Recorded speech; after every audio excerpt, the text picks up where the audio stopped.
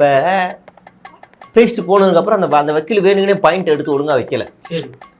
மறுபடியும் கேஸ் எல்லாத்தையும் ஃபர்ஸ்ட்ல இருந்து பண்ணுங்கன்றாரு. ஒரு வகையில் இது நம்ம தளபதிக்கு பவர் தான்.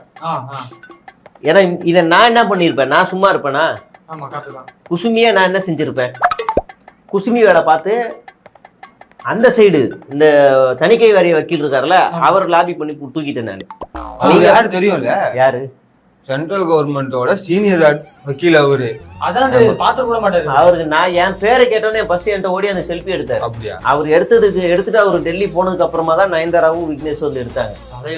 ஒண்ணு கேள்விப்பட்டேன், அன்னைக்கு மம்தாவோட கேஸ் டெல்லியில இருக்கான், அதை விட்டுட்டு தணிக்கை குழுக்கு வந்து இங்கே ஆதாரனாராமே அவரு. ஆமா, அதுவுமே நான் தான் விட்டுட்டு வாங்க, என்னங்க கேஸ் வைங்க, ஸ்டேட்டோட சிஎம் அதெல்லாம் வாங்க, இவர் நாளைக்கு ஒரு ஸ்டேட்டோட சிஎம் வாங்கன்னு கூப்பிட்டேன்.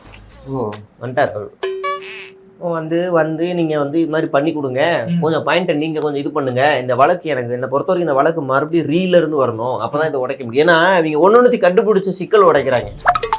அப்ப நீங்க ஃபர்ஸ்ட்ல இருந்து வரணும்.